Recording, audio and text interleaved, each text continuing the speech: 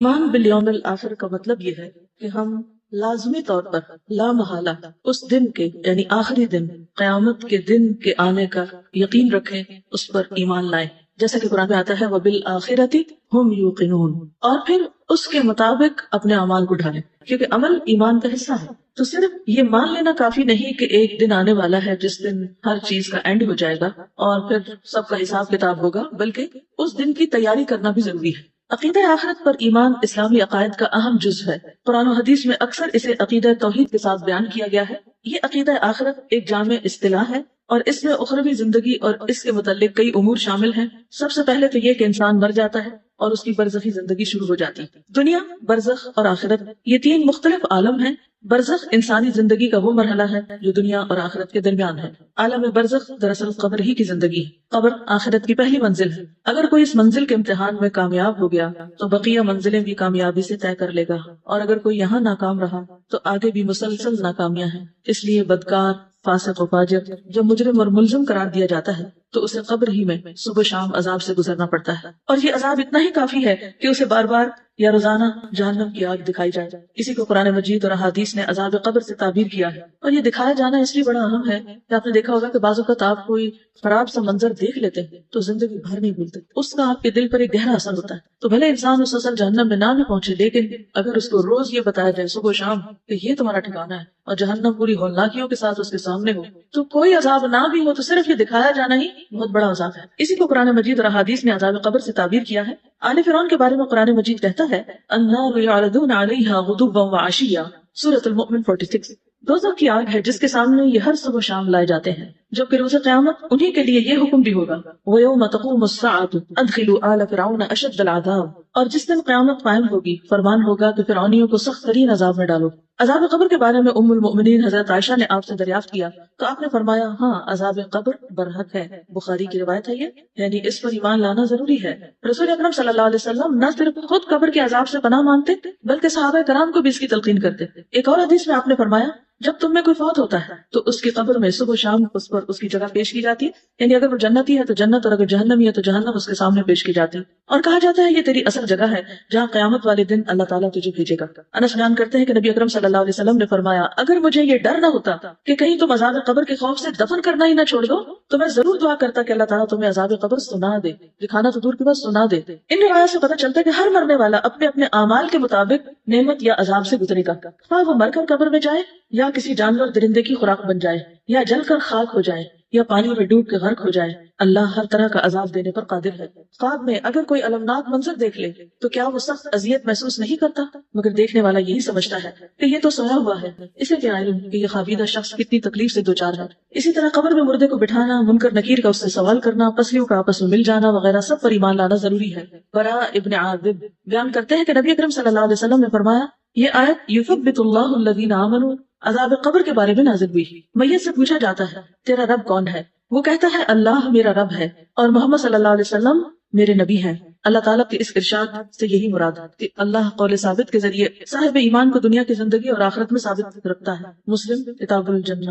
قبر کے بارے میں آپ نے کیا سن رکھا ہے؟ آپ کے ذہن میں کیا معلومات ہے اس کے بارے میں کو بتائے گا؟ یعنی جب آپ قبر کا سوچتی ہیں یا سنتی ہیں یا قبر کو دیکھتی ہیں تو پہلی بات کیا آتی ہے آپ کے ذہن میں کہ مجھے بھی اس میں جانا ہی ہے؟ اور ان کے ذہن میں سب سے پہلے قبر کا اندھیرا آتا ہے، باہر نکلنے کا کوئی راستہ نہیں، آنے والی زندگی کے فیصلے کا دن ہے، تنہائی کہ معلوم نہیں یہ صاحب قبر کس حال میں ہے اور میرا کیا ہوگا، خوف آتا ہے، اور کیا خیال آتا ہے اعمال نامہ بند اور احتساب شروع۔ سوالوں کے جواب صحیح اسی وقت دے سکتے ہیں اگر ہم نے اس پر عمل کیا ہو، یعنی اس کی تیاری کی ہو۔ جدائی، دنیا سے جدائی، یعنی ایسی جگہ جہاں سے بچ کے جا سکتے ہیں۔ بہت پہلے میں نے کسی کا ایک لیکچر سنا تھا، ایک خاتون تھی تو انہوں نے ایک قصہ بیان کیا اپنے لیکچر میں کہ ایک شخص سے کسی نے قرضہ لیا اور وہ اس کو واپس نہیں کر رہا تھا، میں نے لے کے قرضہ بھاگ گیا، ڈیفالٹر تھا، تو وہ قبرستان کے دروازے پہ جا کے بیٹھ گیا، وہاں روز جا کے بیٹھ جاتا تھا۔ کسی نے اس سے پوچھا کہ تم یہاں کیوں بیٹھتے ہو، یہاں کیا کرتے ہو؟ اس نے کہا فلاں شخص میرا قرضہ لے کے بھاگ گیا اور وہ مجھے نہیں مل رہا اور میرا یقین ہے کہ اسے یہاں تو ضرور آنا ہے، یہاں سے نہیں بھاگ سکتا۔ تو یہ ایک حقیقت ہے کہ ہم کچھ کر کے کہیں بھی بھاگ جائیں، لوگوں سے چھپ جائیں، کہیں روپوش ہو جائیں، گم ہو جائیں، لیکن وہاں سے گم نہیں ہو سکتے، وہاں تو جانا ہی جانا ہے۔ ان ھذا لہو حق الیقین، موت یقینی حق ہے، قبر یقینی حق ہے، وہاں پہنچنا ہی پہنچنا۔ اس لیے عقل مند وہی ہے جو اس کی تیاری کر لے، اس گھر کو بنا لے، اس کو سنوار لے، اس کو سجا لے۔ ابھی ہمیں دیکھنا ہے کہ ہم اپنے دنیا کے گھروں کے لیے کتنے فکر مند ہوتے ہیں اور روز کیسی کیسی پلاننگ کرتے ہیں، اور ان کو بڑا کرنے اور ان کو مزید سجانے اور ان کے اندر مزید دنیا بھر کے پتھر کے ٹکڑے لا کے رکھنے کی کیسی کیسی فکر کرتے ہیں۔ اپنی کمائی کا بہترین حصہ جو ہے وہ صرف خوبصورت ڈیکوریشن چیزوں پہ خرچ کر کے اپنے آس پاس رکھ کے خوش ہوتے رہتے ہیں، لیکن اس قبر کے اندر کے لیے کیا کچھ رکھا ہوا ہے، وہاں کتنے ڈیکوریشن چیز ہے، اور وہاں کی ڈیکوریشن چیز کیا ہے، اور وہاں کی خوبصورتی کیا ہے، اس کے بارے میں کتنا سوچتے ہیں۔ آپ اپنی کاپی پہ اپنی ڈائری پر ایک لکیر صفحے کے درمیان میں لگا کے اپنے اس گھر اور اس گھر کا موازنہ کر لیں کہ یہاں کیا کیا چیزیں ہیں میرے پاس، میرے بیڈ روم میں کیا کچھ ہے۔ قبر بھی تو ایک بیڈ روم ہے نا، it's a money bed room. پھر اپنے آپ سے پوچھیں اس بیڈ روم میں کتنے دن رہنا ہے اور وہاں کتنے دن رہنا ہے، یہاں کیا کیا رکھا ہوا ہے، جو جو ہے نا آپ کے بیڈ روم میں اس سارے کی لسٹ بنائیں، اپنے لیے بنائیں، بے شک آپ کسی کو نہ دکھائیں لیکن بنائیں۔ اور قبر کے لیے کیا کیا چاہیے، دیکھیے جب بچی کی شادی کرنی ہوتی ہے نا تو ہر ماں باپ میں نے دیکھا ہے غریب سے غریب بھی کاپی پین پکڑ کے بیٹھ جاتے ہیں یا کسی لکھنے والے کو بلا لیتے ہیں اور اس کو سامان کی لسٹ لکھواتے ہیں۔ ایسا ہی ہوتا ہے نا، یہ برتن لینے ہیں، یہ بیڈ روم کا سامان ہے، یہ فلاں ہے، یہ فلاں ہے، کتنی چیزیں لکھواتے ہیں، وہ کتنی لکھتے ہیں، اور جو رہ جاتی ہے ساری زندگی اس کے لیے بھاگ دوڑ کرتے رہتے ہیں۔ پھر جب تھوڑا پرانا ہوتا ہے، آؤٹ آف فیشن ہوتا ہے، پھر اس کو ریپلیس بھی کر لیتے ہیں۔ یہ سب چیزیں ہو رہی ہوتی ہیں۔ اس کے برعکس اس نے کاپی پین پکڑ کر یہ لکھا کہ وہاں کیا کیا چاہیے، کون سی چیز نیچے کے لیے چاہیے، کون سی دائیں سائڈ کے لیے، کون سی بائیں کے لیے، کون سی سر کی طرف، کون سی پاؤں کی طرف، کہاں کیا رکھنا ہے میں نے۔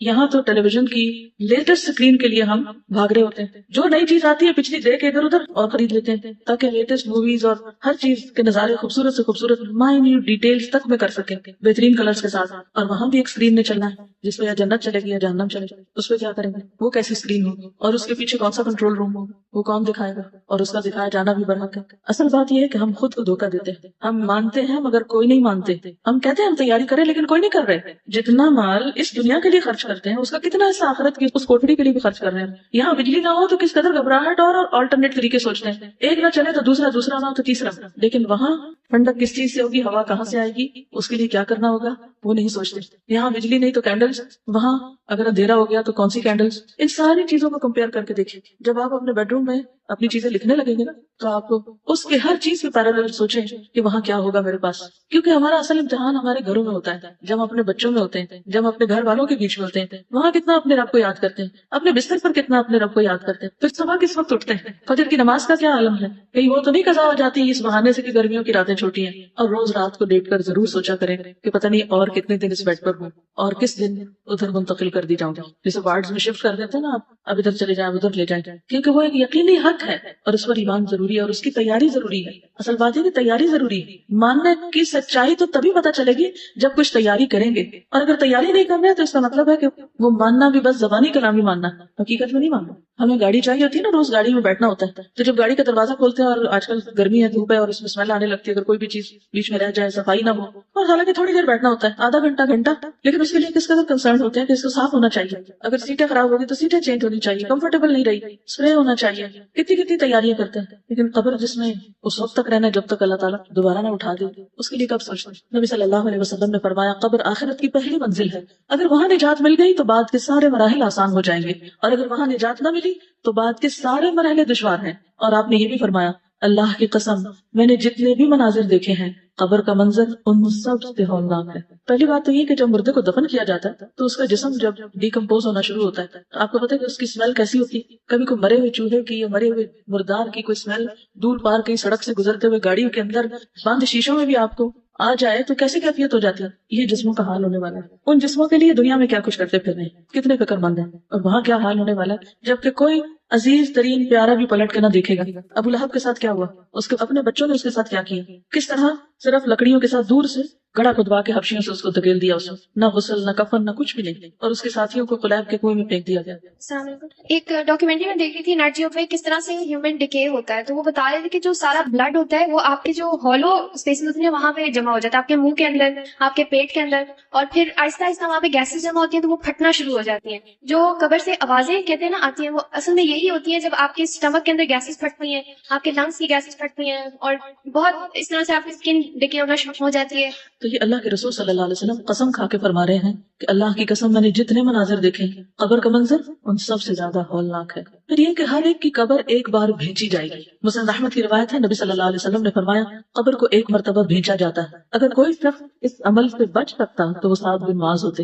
اب اس لیے جو کافر ہوتا ہے یا منافق ہوتا ہے اس کے ساتھ سختی کا معاملہ ہوتا ہے، لیکن جیسے مومن ہے تو اس کے اوپر بھی ایک دفعہ قبر تنگ ہوتی ہے۔ کبھی آپ نے دیکھا ہوگا کہ بہت سارے لوگ ہوں تو ایک اسٹیمپیڈ ہوتی ہے جب تو، یا ایک دوسرے کے بیچ میں دب گھٹ جائے تو کیسی کیفیت ہوتی ہے اس وقت، ایسا لگتا ہے دل باہر آنے لگا ہے۔ پھر قبر میں اندھیرا، نبی صلی اللہ علیہ وسلم نے فرمایا یہ قبریں اپنے رہنے والوں پر اندھیرے سے بھری ہوتی ہیں اور اللہ ان کو میری نماز کی وجہ سے روشن کر دے گا یا میری دعا کی وجہ سے روشن کر دے گا، بصلاتی علیہم، یعنی آپ جو دعائیں کرتے تھے اپنے صحابہ کے لیے اور جنازہ وغیرہ پڑھتے تھے، اور اسی لیے بعد میں بھی یہ سنت جاری رہی کہ جو بھی کوئی فوت ہو اس کو جنازہ پڑھا جائے اور پیچھے والے اس کے لیے دعا کریں۔ اب آپ دیکھیے کہ مرنے والے کے لیے عموماً کتنی دعائیں ہوتی ہیں، اپنے اپنے سپارے کھول کے بیٹھے ہوتے ہیں، گٹلیاں پھینک رہے ہوتے ہیں، باتیں کر رہے ہیں، ادھر ادھر کے کاروبار ڈسکس ہو رہے ہیں، لیکن اس وقت مردے کے ساتھ کیا ہو رہا ہے اس کی کسی کو بھی فکر نہیں۔ پھر قبر میں عقل کا لوٹایا جانا، مسند احمدی کی روایت ہے، عبداللہ بن عمر کہتے ہیں ایک مرتبہ رسول اللہ صلی اللہ علیہ وسلم نے قبروں میں امتحان لینے والے فرشتوں کا تذکرہ کیا۔ عمر رضی اللہ عنہ کہنے لگے اے اللہ کے رسول صلی اللہ علیہ وسلم، کیا اس وقت ہماری عقلیں لوٹا دی جائیں، یعنی ہم سینسز میں ہوں گے، ہمیں پتہ چلے گا کہ یہ کیا ہو رہا ہے؟ آپ نے فرمایا ہاں بالکل آج کی طرح، جیسے آج ہم دیکھتے سنتے سمجھتے اور ہر چیز کو محسوس کرتے ہیں، اسی طرح وہاں بھی عقل لوٹائی جائے گی، اور اس کا لوٹایا جانا یا دوسرے لفظوں میں روح کا لوٹایا جانا اسی مقصد کے لیے۔ پھر صحابہ کرام جو تھے وہ قبر سے خوف کھاتے تھے، حالانکہ ان کے لیے کیا سرٹیفکیٹ جاری ہو چکا تھا، رضی اللہ عنہم ورضوا عنہ۔ حضرت عثمان رضی اللہ تعالیٰ عنہ کے بارے میں آتا ہے کہ جب وہ کسی قبر پہ رکتے تو اتنا روتے کہ داڑھی تر ہو جاتی۔ کسی نے ان سے پوچھا جب آپ جنت اور جہنم کا تذکرہ کرتے ہیں تو تب تو نہیں روتے اور اس سے رو پڑتے ہیں؟ اللہ کے رسول صلی اللہ علیہ وسلم کے صحابی ہیں، آپ کی 2 بیٹیوں کے شوہر ہیں، خلیفہ ثالث ہیں، اور اللہ کی خشیت آپ دیکھیں، ہمیں کیوں نہیں نظر آتی؟ ہم کیوں اتنے سنگ دل ہیں؟ کیا ہم ان سے زیادہ نیک بن چکے؟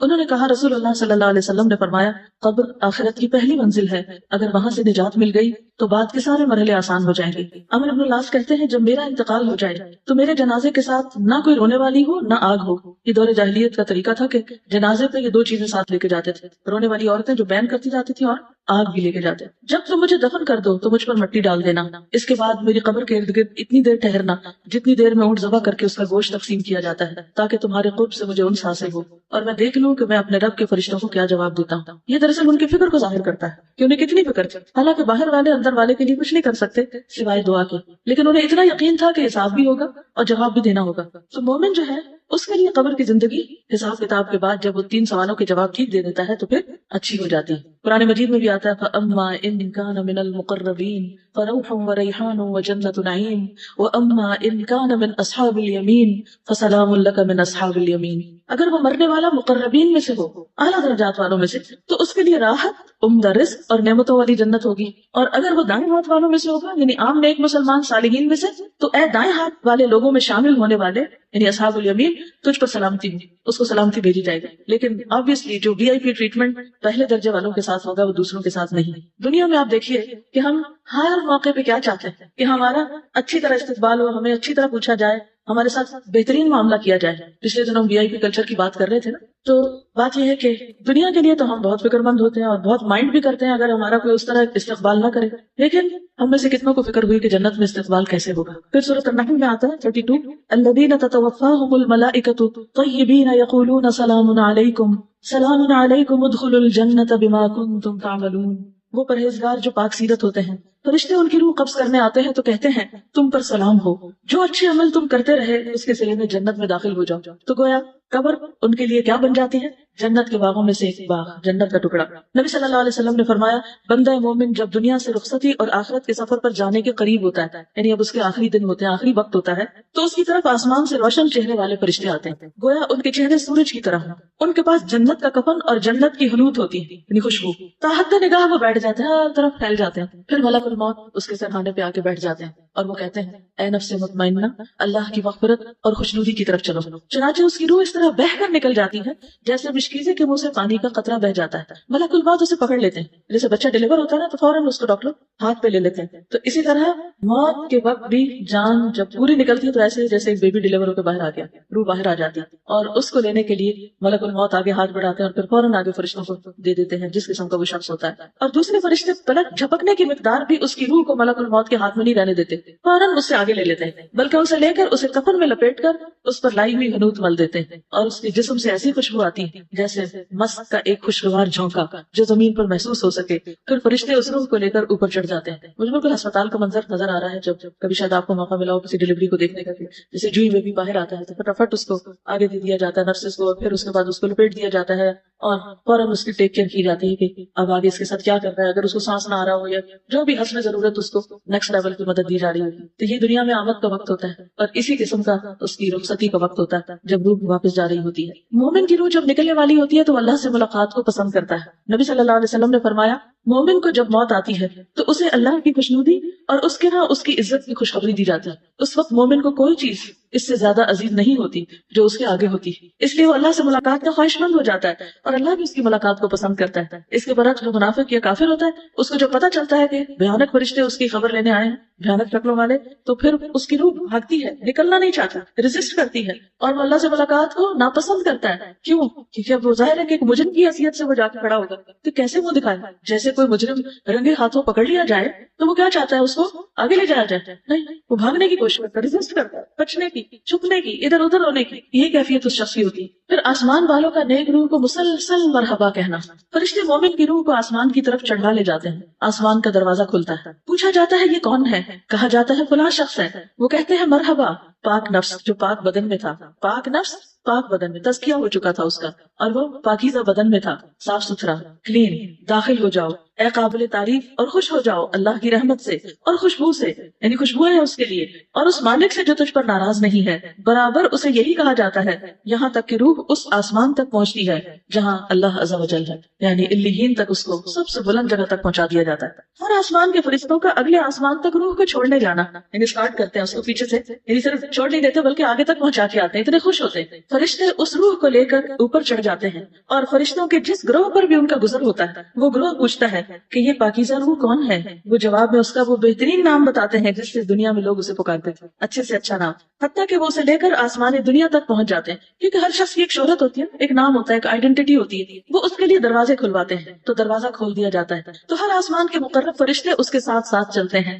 آسمان کی طرف جو اس کے بعد آتا ہے اور اس طرح اسے 7ویں آسمان تک پہنچا دیا جاتا ہے. یہ ہم سب کی جرنی ہے, یہ ہم سب نے یہ ٹریولنگ کرنی ہے. اگر اس ٹریٹمنٹ کے مستحق ہوئے تو یہ سب کچھ ملے گا, ادروائز دوسری چیز بھی ابھی سامنے آئے گی. پھر فرشتے دعا دیتے ہیں. ابو ہریرہ رضی اللہ عنہ سے روایت ہے کہ جب کسی مومن کی روح نکلتی ہے تو 2 فرشتے اسے لے کر اوپر چڑھتے ہیں تو آسمان والے کہتے ہیں کہ پاکیزہ روح زمین کی طرف سے آئی ہے, اللہ تعالیٰ تجھ پر اور اس جسم پر جسے تو آباد رکھتی تھی رحمت نازل فرما, یعنی تجھ پر بھی اور جس جسم کو تو نے آباد کیا ہوا تھا, یعنی ہم سب کا جو جسم ہے جس میں وہ روح ڈالی ہوئی ہے, تو اس کے لیے بھی رحمت کی دعا کرتے ہیں. پھر روحوں سے ملاقات. فرشتے نیک روح کو اہل ایمان کی ارواح کے پاس لاتے ہیں, یعنی روح جا کر باقی روحوں سے ملاقات کرتی اور وہ اس روح سے خوش ہوتے ہیں اس سے زیادہ جو کہ تم کو کسی بچھڑے ہوئے شخص کی آمد سے ہوتی. یعنی آپ کسی شخص سے محبت کرتے ہوں اور ایک لمبے عرصے کے بعد اس سے مل رہے ہیں تو وہ نیک روحیں پہلے سے جو وہاں موجود ہوتی جن سے ہم محبت کرتے ہیں تو وہ بھی ہم سے محبت کرتے ہیں اور پھر ان سے جا کر وہ ملتی ہے. وہ نیک روحیں اس سے پوچھتی ہیں نئی آنے والی روح سے کہ فلاں کا کیا ہوا,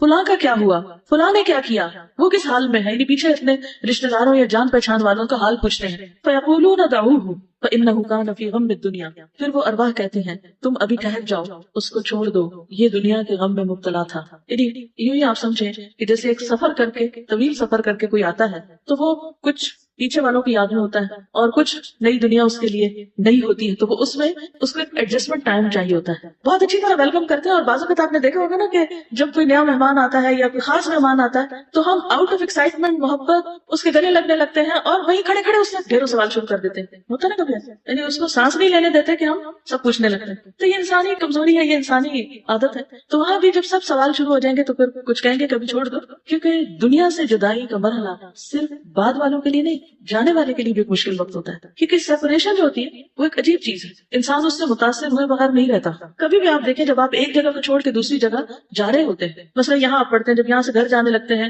یا گھر سے یہاں آنے لگتے ہیں, یا لڑکی اپنے ماں باپ کا گھر چھوڑ کے آگے جانے لگتی ہے, یا پھر وہ اپنا گھر چھوڑ کے واپس کسی دن آنے لگتی ہیں. تو جو بھی مرحلے ہوتے ہیں ان سب میں انسان کو ایک وقت لگتا ہے. جب جانے والا جاتا ہے تو اس وقت بھی تو گھر کیسا خالی لگتا ہے نا. وہ کمرہ جس میں وہ رہتا تھا، وہ جگہ جہاں وہ بیٹھتا تھا، وہ کام جو وہ کرتا تھا، وہ ساری چیزیں اس کو ایک طرح سے یاد کر رہی ہوتی ہیں. اور جو اس کے عزیز قریب رشتے دار ہوتے ہیں، جو اس کے بالکل کلوز سرکل ہوتا ہے، وہ بھی اس کو مس کر رہے ہوتے ہیں. اب دیکھیے کہ جیسے شادی کا ہی مرحلہ ہے نا، تو کیا بچی کو نئے گھر جانے کی خوشی نہیں ہوتی؟ کتنی بھی وہ زیورات میں لدی ہوئی ہو، کتنا بھی اچھا لباس ہو، کتنے بھی محبت کرنے والا شوہر ہو، کتنا بھی اچھا ٹھکانہ ہو، لیکن وہ پیچھے کی ایک کسک ہوتی ہے نا. یہ جاتے وقت آنسو نکل آتے ہیں. پھر جب سسرال کے گھر میں جیسے جا کے بیٹھتی، وہ گھر تو وہی ہوتا ہے ایک طرح سے جس کو لوگ آخر تک بھی ایکسپٹ نہیں کرتے، لیکن وہ جو ایک ٹرانزیشنل فیز ہوتا ہے، اس کے اپنے کچھ اثرات ہوتے ہیں. ایک اور حدیث میں آتا ہے، سلسلہ صحیحہ کی حدیث ہے، ابو ایوب کہتے ہیں جب مسلمان بندے کی روح قبض کی جاتی ہے تو پہلے فوت ہونے والے اللہ تعالیٰ کے بندے اس کا استقبال کرتے ہیں، جیسے دنیا میں لوگ خوشخبری دینے والے کو خوشی میں ملتے ہیں. جب وہ بندے اس سے سوال کرنا چاہتے ہیں تو وہ ایک دوسرے کو کہتے ہیں کہ اپنے بھائی کو آرام کرنے دو، وہ دنیا کی بے چینی اور پریشانی میں مبتلا تھا. کیونکہ کئی دفعہ ایسا بھی ہوتا ہے کہ انسان بیمار ہوتا ہے مرنے سے پہلے، اور ایک لمبی بیماری کاٹ کے فوت ہوتا ہے، یا اس پر کچھ حالات تنگ ہوتے ہیں، تو وہ ابھی یہ جو ایک فیز سے دوسرے فیز میں آیا نا، تو وہ اس کی رعایت کر رہے ہوتے ہیں. بالآخر وہ پوچھتے ہیں کہ فلاں کیا کر رہا تھا. اگر کسی کا کوئی بچہ ہے پیچھے، یا ماں باپ ہے، یا کوئی بیوی ہے، یا کوئی اور ہے، کہ وہ کیا کر رہے ہیں. فلاں بہن کی سنائیں، اس کی شادی ہو گئی تھی، یہ الفاظ ہیں. ما فعلت فلانۃ هل تزوجت. جب وہ کسی ایسے آدمی کے بارے میں سوال کرتے ہیں جو اس سے پہلے مر چکا ہوتا ہے، اور وہ جواب دیتا ہے کہ وہ تو مجھ سے پہلے مر چکا، وہ بہن تو دنیا سے پہلے مر کے جا چکی، وہ تو مجھ سے پہلے آ گئی تھی، تو وہ کہتے ہیں انا للہ و انا الیہ راجعون. وہ یہاں نہیں پہنچی، وہ یہاں نہیں آئی، کیونکہ ہر آنے والے کو ان کو پتا ہوتا ہے کون کون آ گیا. اس کا مطلب یہ ہوا کہ وہ اپنے ٹھکانے جہنم میں چلا گیا، وہ دوسری روحوں کے پاس چلا گیا. وہ برا ٹھکانہ ہے، بری پرورش گاہ. اللہ تعالیٰ کے ان بندوں پر ان کے نیک اعمال پیش کیے جاتے ہیں. جب وہ اچھا عمل دیکھتے ہیں تو خوش ہو جاتے ہیں اور کہتے ہیں اے اللہ، یہ تیری اپنے بندے پر نعمت ہے، تو اس کو پورا کر دے. اور جب وہ برا عمل دیکھتے ہیں تو کہتے ہیں اے اللہ، اپنے بندے پر رجوع کر. پھر روح کو آسمان سے دوبارہ نیچے لایا جاتا ہے قبر کے حساب کتاب کے لیے. اب آپ کہتے ہوں گے کہ چند گھنٹے بعد تو دفنا دیا جاتا ہے، تو اتنی دیر میں واپس کہاں سے آتا ہے؟ نبی صلی اللہ علیہ وسلم کتنی دیر میں واپس آ گئے تھے آسمان سے؟ چند گھنٹوں کی بات ہے. مسلم احمد کی روایت ہے، جب روح کو ساتویں آسمان تک لے جایا جاتا ہے تو اللہ تعالیٰ فرماتے ہیں میرے بندے کا نامہ اعمال علیین میں لکھ دو اور اسے واپس زمین کی طرف لے جاؤ، کیونکہ میں نے اپنے بندوں کو زمین کی مٹی ہی سے پیدا کیا، اسی میں لوٹاؤں گا اور اسی سے دوبارہ نکالوں گا. چنانچہ اس کی روح جسم میں واپس لوٹا دی جاتی ہے. اب پھر اٹھا کے اس کو بٹھایا جاتا ہے اور اگلے مرحلے اب آتے ہیں. نبی صلی اللہ علیہ وسلم فرمایا کرتے تھے کہ میت جب چارپائی پہ رکھی جاتی اور لوگ اسے کندھوں پر اٹھاتے ہیں، ابھی پہلے تو روح کی بات ہو رہی تھی نا، وہ وہاں گئی، اور اب جسم کی بات ہو رہی کہ جب اس کو کندھوں پر اٹھاتے ہیں اس وقت اگر وہ مرنے والا نیک ہوتا ہے تو کہتا ہے مجھے جلدی لے چلو. نبی صلی اللہ علیہ وسلم نے فرمایا جب آدمی قبر میں رکھا جاتا ہے اور دفن کر کے لوگ اس سے پیٹ موڑ کے رخصت ہوتے ہیں تو وہ ان کے جوتوں کی آواز سنتا ہے، کیونکہ بائی دا ٹائم روح واپس جسم میں آ چکی ہوتی ہے اور وہ سن رہا ہوتا ہے. تو قبر میں دفنائے جانے کے بعد وہ باہر کے قدموں کی آواز سن رہا ہوتا ہے. پھر قبر کا وسیع اور روشن ہونا. ابو ہریرہ سے روایت ہے رسول اللہ صلی اللہ علیہ وسلم نے فرمایا مومن شخص اپنی قبر میں سبز باغیچے میں ہوتا ہے، اس کو گرینری فیل ہوتی ہے، تو اس کے لیے اس کی قبر کو 70 ہاتھ کشادہ کر دیا جاتا ہے، یعنی اس کو فیل ایسے ہوتا ہے کہ جیسے وہ کھلی جگہ پر، اور اس کے لیے 14ویں کے چاند کی طرح روشنی کر دی جاتی ہے، اچھی سی لائٹ اس کو مل جاتی ہے، ٹھنڈی ٹھنڈی روشنی ہوتی ہے. اور رات کے وقت اگر آپ چاند کی روشنی میں سبز اپنے باغ میں نکل کے دیکھیں تو کچھ ایسا ہی منظر محسوس کریں. پھر قبر میں نیک اعمال کا مومن کی حفاظت کرنا. اب کون آ جاتا ہے؟ وہ جو بیڈ روم کی بات کی تھی نا میں نے سجانے کی، نبی صلی اللہ علیہ وسلم نے فرمایا میت کو جب اس کی قبر میں رکھا جاتا ہے تو وہ ان کے پلٹ جانے کے وقت ان کے جوتوں کی آواز سنتا ہے. سو اگر وہ مومن ہوتا ہے تو نماز اس کے سرہانے ہوتی ہے. اب امیجن کرتے ہیں نماز اس کے سرہانے ہوتی تھی، روزہ اس کی دائیں طرف ہوتا ہے، زکوٰۃ اس کی بائیں طرف ہوتی، دیگر نیک کام صدقہ، نماز، نیکی اور لوگوں سے اچھائی اس کے دونوں پاؤں کے پاس ہوتے ہیں. یعنی نفل نمازیں، نفل صدقات اور لوگوں کی خیر خائی، امر بالمعروف نہی عن المنکر، اور ان کے ساتھ کسی کو کھانا کھلانا، کوئی بھی اچھا کام ان کے ساتھ کرنا، یہ جتنے بھی اچھے اچھے کام ہیں وہ پاؤں کی طرف ہوتے ہیں، فرائض اوپر کی طرف اور وہ پاؤں کی طرف. سو اس کے پاس اس کے سرہانے کی طرف سے آیا جاتا ہے. یعنی کوئی بلا آنے لگتی ہے تو نماز کہتی ہے میری طرف سے آنے کا راستہ نہیں، پھر اس کے دائیں طرف سے آیا جاتا ہے تو روزہ کہتا ہے میری طرف سے آنے کا راستہ نہیں، پھر اس کے بائیں طرف سے آیا جاتا ہے تو زکوٰۃ کہتی ہے میری طرف سے آنے کا راستہ نہیں، پھر اس کے دونوں پاؤں کی طرف سے آیا جاتا ہے تو نیک اعمال، صدقہ اور نماز اور نیکی اور لوگوں سے حسن سلوک کہتے ہیں ہماری طرف سے آنے کا راستہ نہیں. طبرانی کی روایت میں ہے آدمی کے پاس اس کی قبر میں آیا جاتا ہے، بس جب اس کے سرہانے کی جانب آیا جاتا ہے تو اس کی قرآن مجید کی تلاوت دھکیل دیتی، جس سے پتہ چلتا ہے کہ نماز کے علاوہ قرآن کی تلاوت بھی سر کی طرف ہے. جب اس کے دونوں ہاتھوں کی طرف یعنی سائڈ سے آیا جاتا ہے تو اس کو صدقہ دھکیل دیتا ہے. جب اس کے پاؤں کی جانب سے آیا جاتا ہے تو اس کا مسجد کی طرف جانا اسے دھکیل دیتا ہے، یعنی پاؤں سے جو نیک کام کیے ہوتے ہیں چل کر. تو اس میں کنٹرڈکشن نہیں، اس میں ایڈیشن ہے، یعنی وہ چیزیں بھی اور اس پر مزید یہ نیکیاں بھی. کچھ تو ہوتی ہے نا کہ جیسے ایک دیوار ہوتی ہے، پھر اس کے اوپر اس کا پینٹ اور اس کے خوبصورت خوبصورتی اور ڈیکوریشن. تو اسی طرح کچھ چیزیں تو سالڈ نیکیاں ہیں جیسے فرائض ہیں, پھر اس کے بعد جو نوافل وغیرہ ہیں وہ اس کو اور ڈیکوریٹ کر دیتے ہیں. پھر مومن کا نماز کی فکر کرنا, قبر میں بھی نماز کی فکر کرتا ہے. قبر میں دفن کرنے کے بعد اس سے کہا جاتا ہے کہ بیٹھ جاؤ, سٹ ڈاؤن, سو وہ بیٹھ جاتا ہے. اس کے لیے سورج کی شکل بنا دی جاتی ہے گویا کہ وہ غروب ہونے کے قریب ہے. جیسے اسکرین کی بات کریں تو اس میں ایسا منظر دکھایا جاتا ہے جیسے سورج ڈوبنے لگا ہو. معلوم نہیں آپ شام کے وقت مغرب سے پہلے جب دعائیں پڑھتے ہیں تو سورج دیکھتے ہیں کہ نہیں باہر نکل کے, یا اللہ کو کتنا یاد کرتے ہیں, لیکن اس وقت اگر آپ سورج دیکھیں تو یہ سوچا کریں کہ قبر میں بھی اسی طرح سورج دکھایا جائے گا ڈوبنے کے قریب قریب. تو اس کو کہا جاتا ہے تمہارا اس شخص کے بارے میں کیا خیال ہے جو تمہاری طرف بھیجا گیا. سوال جواب شروع ہوتے ہیں. تم اس کے بارے میں کیا کہتے ہو, کیا گواہی دیتے ہو؟ وہ کہتا ہے مجھے چھوڑ دو, میں نماز پڑھ لوں. کیا ہم دنیا میں یہ کرتے ہیں کہ کام چھوڑ کے کہتے ہیں چھوڑ دو مجھے, میں پہلے نماز پڑھ لوں, تو بچے تنگ کر رہے ہو, کوئی اور کام ہو. ہم تو الٹا کیا کرتے ہیں, اچھا کام کر لو پھر ذرا نماز پڑھے, اور اٹھتے اٹھتے بھی ادھر ہاتھ مار ادھر مار, وہ بھی کر, اور آخر وقت کر دیتے. جبکہ مومن اس سے فرق ہوتا ہے, وہ کہتے ہیں چھوڑو مجھے پہلے میں نماز پڑھ لوں, پھر باقی باتیں بعد میں کریں گے. کیا کسی کے لمبے فون پر آپ نے کبھی کہا کہ ذرا میں نماز پڑھ لوں؟ کسی ملاقاتی کو آپ نے معذرت کی کہ میں ذرا نماز پڑھ لوں پھر آپ سے بات کرتا ہوں؟ ہم اللہ کی خاطر لوگوں کو ناراض نہیں کر سکتے, کیونکہ ہم کہتے ہیں یہ مائنڈ کر جائیں گے, پتہ نہیں کیا ہو جائے گا, پھر یہ چھوٹ جائیں گے, پھر ہم سے ٹوٹ جائیں گے, پھر یہ چلے جائیں گے. اور جنہوں نے جانا ہوتا ہے تو ویسے ہی چلے جاتے ہیں, وہ ہم سے پوچھ کے تھوڑی جاتے ہیں. وہ کہتے ہیں تم یقیناً ایسا کرو گے, پہلے ہمیں اس بارے میں خبر دو جو ہم تم سے سوال کر رہے ہیں. تمہاری اس شخص کے بارے میں کیا رائے ہے جو تمہاری طرف بھیجا گیا, تم اس کے بارے میں کیا کہتے ہو اور کیا گواہی دیتے؟ فرمایا بس وہ کہتا ہے کہ وہ محمد صلی اللہ علیہ وسلم ہے, میں گواہی دیتا ہوں کہ وہ اللہ کے رسول ہیں اور وہ اللہ کے پاس سے حق لے کر آئے ہیں. اس کو کہا جائے گا تو نے اسی پر زندگی گزار دی, اس پر جو رسول اللہ لائے تھے صلی اللہ علیہ وسلم, اور تو اسی پر فوت ہوا اور اسی پر تجھے اٹھایا جائے گا انشاءاللہ. تو کتنا ضروری ہے کہ اس چیز کے ساتھ زندگی گزارے جو آپ لائے, اسی پہ موت آئے اور اسی کے ساتھ اٹھے. یہ پرائرٹی نمبر 1 ہونی چاہیے ہماری, اور باقی چیزیں بھی ساتھ لے کے چلے, لیکن باقیوں کی خاطر اس کو نہ چھوڑ دیں. پھر یہ کہ مومن کو قبر کے سوال و جواب میں مدد دی جاتی ہے. نبی صلی اللہ علیہ وسلم نے فرمایا جب انسان کو دفن کر کے اس کے ساتھی چلے جاتے ہیں تو ایک فرشتہ جس کے ہاتھ میں گرز ہوتا ہے, گرز کہتے ہیں لوہے کے ہیمر کو, آ کر اسے بٹھا دیتا ہے اور اس پہ محمد صلی اللہ علیہ وسلم کے متعلق پوچھتا ہے کہ تم اس آدمی کے متعلق کیا کہتے ہو. اگر وہ مومن ہو تو کہہ دیتا ہے کہ میں اس بات کی گواہی دیتا ہوں کہ اللہ کے علاوہ کوئی معبود نہیں, اور یہ کہ محمد صلی اللہ علیہ وسلم اس کے بندے اور رسول ہیں. یہ سن کر فرشتہ کہتا ہے کہ تم نے سچ کہا. پھر اسے جہنم کا ایک دروازہ کھول کر دکھایا جاتا ہے اور اسے کہا جاتا ہے اگر تم اپنے رب کے ساتھ کفر کرتے تو تمہارا ٹھکانہ یہاں ہوتا, لیکن چونکہ تم اس پر ایمان رکھتے تھے اس لیے تمہارا ٹھکانہ دوسرا ہے. یہ کہہ کر اس کے لیے جنت کا ایک دروازہ کھولا جاتا ہے, اب دوسرا منظر دکھایا جاتا ہے. پھر وہ اٹھ کر جنت میں داخل ہونا چاہتا ہے تو فرشتہ اسے سکون سے رہنے کی تلقین کرتا ہے اور اس کی قبر کشادہ کر دی جاتی ہے. کسی نے پوچھا یا رسول اللہ صلی اللہ علیہ وسلم, وہ فرشتہ تو ہاتھ میں گرز لے کر جس کے بھی سامنے کھڑا ہوگا اس میں گھبراہٹ طاری ہو جائے گی. نبی صلی اللہ علیہ وسلم نے فرمایا اللہ ایمان والوں کو کلمہ توحید پر ثابت قدم رکھتا ہے. یہ اسی آیت کا معنی ہے یثبت اللہ الذین آمنوا بالقول الثابت فی الحیات الدنیا وفی الآخرہ. لیکن یہ دیکھ لیں کہ سوال کرنے والا ہے کتنا سخت. آپ نے دیکھا ہوگا کہ اگر کوئی ٹیچر مہربان ہو اور پیار سے بات کرے, سوال آرام سے کرے, تو نالائق سے نالائق اسٹوڈنٹ بھی جواب دے پاتا ہے. لیکن اگر ٹیچر سخت مزاج ہو تو اچھا بھلا ذہین طالب علم بھی گھبرا اٹھتا ہے. اسی لیے صحابہ نے پوچھا کہ وہ لوہے کا ہیمر دیکھ کے تو ہم سب کو ڈر لگے گا, پھر ہمیں اللہ تعالیٰ ثابت کر بھی دے گا کیونکہ دنیا میں تو توحید پر تھے. اگر ہم سو کے بھی اٹھتے ہیں یا پھر ہم بہت دیر نیند سوئے ہوں, وہ ہمیں اچانک سے اٹھا دے, ہم لوگوں کو بالکل ہوش نہیں ہوتا کہ ہم سے کیا بات پوچھی جا رہی ہے, ہم جواب نہیں سوال شروع کر دیں. یعنی وہ کوئی اور بات کرنا بھی چاہتے تھے, نہیں سوال کا جواب. اس کو تھوڑا سا آپ سمجھ سکتے ہیں کہ اگر کسی کا ایسا ایکسپیرینس ہو کہ رات سوتے وقت کسی کے گھر میں چور داخل ہو گئے بندوقوں کے ساتھ یا کوئی اسلحے کے ساتھ, تو ان کی گھبراہٹ کا کیا عالم ہوگا. اکثر ایسے وہم بھی آ جائے نا, کسی کو خیال بھی آ جائے رات کو سوتے وقت کہ کیا پتا کوئی ایسا نہ داخل ہو جائے تو کیا بنے گا. کبھی خیال آیا آپ کو؟ یعنی چور ایک ایسی چیز ہے یا ڈاکو کہ جس میں ہر ایک کو ڈر لگتا ہے. تو کسی ایسے منظر, کسی ایسے واقعے کو اگر آپ دل میں لا کے اس کیفیت کو محسوس کریں تو شاید سمجھ میں آئے. ابھی پچھلے ہفتے ہمارے ساتھ کے گھر میں ڈاکہ پڑا, رات کو 2-2:30 بجے جو تھے وہ آ گئے کیا. اور یہ دیکھیں کہ ابھی جو ہو رہا ہے نا کہ قبر میں کوئی کسی کی ہیلپ نہیں کرے گا. اب ہم بالکل ساتھ ہیں, ہمیں نہیں پتا, اور میں بستر پہ لیٹے ہوئے فائرنگ کی آواز سن رہی تھی کہ فائرنگ ہو رہی ہے, اور بڑے کلوز نہیں پتا چل رہا تھا, لیکن یہ نہیں پتا چل رہا تھا کہاں ہو رہی ہے. اور اب ثابت کرنے والی بات ہے کہ ایسے موقع پر آدمی شکر اس بات پہ کرتا ہے کہ ہوا یہ کہ یہ کافی افراد 10 افراد تھے گھر میں سب لوگ. تو یہ نیچے سے جب یہ اوپر جا رہے تھے کچھ لوگوں کو لے کر, تو ایک لڑکی جو بیٹھی تھی اس نے سامنے سے کچھ بھانپ لیا اور دوڑ کے وہ باتھ روم میں گھس گئی اور اس نے لاک کر لیا.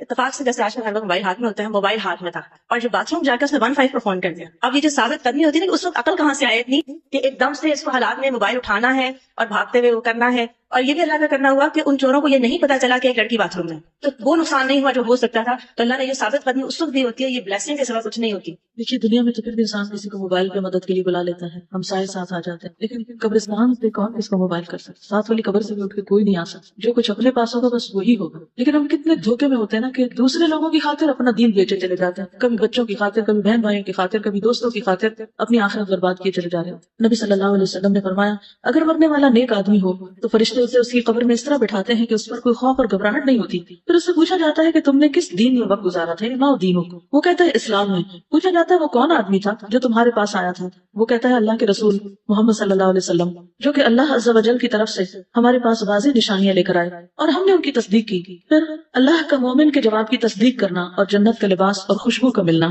مومن جب یہ جواب دے دیتا ہے تو سنن نبی داؤد کی روایت ہے, پھر ایک آواز لگانے والا آواز لگاتا ہے کہ میرے بندے نے سچ کہا, بس اس کے لیے جنت کا بستر بچھا دو اور اسے جنت کے کپڑے پہنا دو اور اس کے لیے جنت میں ایک دروازہ کھول دو. تو جنت کی ہوا اور خوشبو اس کے پاس آتی اور اس کی قبر حد نگاہ تک کشادہ کر دی جاتی, اور جنت کی ہوا ایئر کنڈیشن کی ہوا سے زیادہ اچھی اور اس کی خوشبو ہمارے ایئر فریشنر سے زیادہ بہترین. ایک فوبیا ہوتا ہے نا کہ جب آپ کہیں چھوٹی جگہ پہ ہوتے ہو تو ایک دم سے آپ کو گھبراہٹ ہوتی ہے, مجھے تھوڑا سا وہ ہوتا ہے. تو جب گاڑی میں بھی کئی دفعہ ہوتی ہے نا تو مجھے وہ شروع ہو جاتا ہے. تو جب بھی میں قبر کے بارے میں سوچتی ہوں, میں ہمیشہ یہی سوچتی ہوں کہ ایک پیرالائزڈ انسان ہے اور وہ کلاسٹروفوبک ہے اور اس کو ایسی جگہ پہ آپ بند کر دیں تو اس کی جو دہشت ہوگی نا وہ قبر سے کوئی نہیں کر سکتا. بالکل, لیکن اس میں وسعت اور اس میں ہوائیں اور خوشبوئیں اور اچھا لباس, یہ سب اس کے لیے ہے جس کے جواب درست ہوں گے. اگر ہم غور کریں تو دیکھیں کہ اللہ تعالیٰ ہم سب کو وقتاً فوقتاً ڈیتھ کا ایکسپیرینس کرواتے ہیں خواب کی صورت میں. یعنی خواب میں جب ہم کبھی بھیانک خواب دیکھتے ہیں اور پھر ہم شکر ادا کرتے ہیں جب ہماری آنکھ کھلتی ہے, تو میں یہ سوچتی ہوں کہ اس وقت تو ہماری آنکھ نہیں کھلے گی, ہم اسی طرح سب کچھ فیل کر رہے ہوں گے جیسے ہم خواب کی صورت میں. بالکل. کیوڑا سالٹ مائنز جانے کا اتفاق ہوا تو وہاں ہم 4000 فیٹ جو ہے اس کی ڈیپتھ میں گئے. وہاں امیجن اتنی ٹھنڈی ہوا تھی اور گیٹ سے داخل ہوتے ہی ایسا لگا تھا کہ نیچے اتنا ہی اے سی لگے ہوئے, اور وہاں 18 ڈگری سینٹی گریڈ رہتا ہے سردی گرمی میں, اور جو ہے اتنا وہ فریش ایئر تھی کہ لگ نہیں رہا تھا کہ ہم اتنی گہرائی میں ہیں. تو وہاں جب ہم گئے تو 3 گھنٹے ہمیں وہاں اسٹے کیا, کسی کے موبائل پہ کوئی کال نہیں. تو پہلا خیال مجھے جو آیا کہ جب اس پہاڑ کی گہرائی میں ہمیں کوئی کال نہیں آئی تو قبر میں تو پھر قطعاً کوئی کال نہیں آئے گی. لیکن اگر قبر اتنی ٹھنڈی ہو اور اس سب تک نمک اور اتنا خوبصورت ماحول ہو تو پھر باہر سے کالس کی ضرورت نہیں رہے گی. یہ بھی تو اللہ کی نشانیوں میں سے ایک نشانی ہے کہ اللہ تعالیٰ یہ چیزیں دکھاتا ہے کہ زمین کے اندر کی فضا کو وہ جیسے چاہے بدل دیتے. یعنی اگر نمک کی یہ کان ایک مستقل ایسی کیفیت میں کہ 18 ڈگری تک یہ رہتا ہے ٹیمپریچر اور ٹھنڈی ہوائیں, اور تو قبر بھی تو زمین کے نیچے ہوتی ہے, جس کے لیے اللہ چاہے ویسی ہوائیں وہاں بھی چلا دے. یعنی مشکل نہیں ہے, ناممکن نہیں ہے. یہ سب چیزیں جو بتائی گئی ہیں ان کو ماننا ضروری ہے, یہ ایمان کا حصہ ہے کہ ایسا ہوگا, کیونکہ اگر یہ مانا نہ جائے تو عمل بھی نہیں بدلتے. اور شیطان کی بہت کوشش رہی ہے کہ لوگوں کے دل میں اس کے بارے میں طرح طرح کے وسوسے اور شکوک و شبہات ڈال کر اس کو لوگوں پر مبہم بنا دے, ایمان کو کمزور کر دے. لیکن جو بات صحیح حدیث سے پتہ چل رہی ہو اس کو کیسے جھٹلا سکتے ہیں؟ پھر نیک اعمال کا قبر کی تنہائی کو دور کرنا. نبی صلی اللہ علیہ وسلم نے فرمایا کہ مومن کے پاس ایک خوبصورت لباس اور انتہائی عمدہ خوشبو والا ایک آدمی آتا ہے اور اس سے کہتا ہے تمہیں خوشخبری مبارک, یہ وہی دن ہے جس کا تم سے وعدہ کیا جاتا تھا. وہ اس سے پوچھتا ہے کہ تم کون ہو؟ تمہارا چہرہ ہی خیر کا پتہ دیتا ہے. وہ جواب دیتا ہے میں تمہارا نیک عمل ہوں. اس پر وہ کہتا ہے کہ اے میرے رب, قیامت ابھی قائم کر دے تاکہ میں اپنے اہل خانہ اور مال میں واپس لوٹ جاؤں, یعنی سب سے جا ملوں. پھر صدقہ کا قبر کی آگ بجھانا. عقبہ بن عامر سے مروی ہے کہ نبی صلی اللہ علیہ وسلم نے فرمایا صدقہ کرنے والوں کی قبروں سے حرارت بجھاتا ہے اور مومن روز قیامت اپنے صدقے کے سائے میں ہوگا. یہ سلسلہ صحیحہ میں سے ہے, یعنی صدقہ قبروں کی حرارت کو بجھاتا ہے. ایک اور حدیث میں اللہ کے غضب کو ٹھنڈا کرتا ہے, اور یہاں دوسری بات کیا ہے کہ قیامت کے دن مومن اپنے صدقے کے سائے میں ہوگا. لیکن ہم صدقہ کرنے کے لیے بھی انتظار کرتے رہتے ہیں اور ہر دوسری چیز کو یہ سوچ کے پاس رکھ لیتے ہیں کیا پتہ کبھی کام آ جائے. کچھ انٹیکس بنائے ہوئے ہیں اور کچھ ہم اپنی یادیں ہیں اس میں ہماری, اور کچھ کباڑ خانہ بھر کے ساری یادیں ہمارے مرتے ہی باہر پھینک دی جاتی ہے. کوئی ویلیو نہیں ہے کیونکہ ہر کوئی اپنی مرضی کی زندگی گزارنا چاہتا ہے. کوئی ضروری تو نہیں کہ ہماری اولاد ہمارے ڈیکوریشن پیسز کو کوئی ویلیو دے. اس لیے دنیا کی زائد زینت کو چھوڑ کر اس آخرت کے گھر کو ٹھنڈا کرنے کی فکر کریں. پھر جنت کا دروازہ کھولا جانا اور اس کی ٹھنڈی ہوا. سوال و جواب کے بعد پھر اس کے لیے جنت کے دروازوں میں سے ایک دروازہ کھول دیا جاتا ہے اور اسے کہا جاتا ہے یہ تیرا جنت میں ٹھکانا ہے اور جو اللہ تعالیٰ نے تیرے لیے اس میں تیار کیا ہے. تو اس کے رشک اور خوشی میں اضافہ ہو جاتا ہے. پھر اس کے لیے جہنم کے دروازوں میں سے ایک دروازہ کھولا جاتا ہے اور اسے کہا جاتا ہے اگر تو نے نافرمانی کی ہوتی تو یہ تیرا ٹھکانا ہوتا,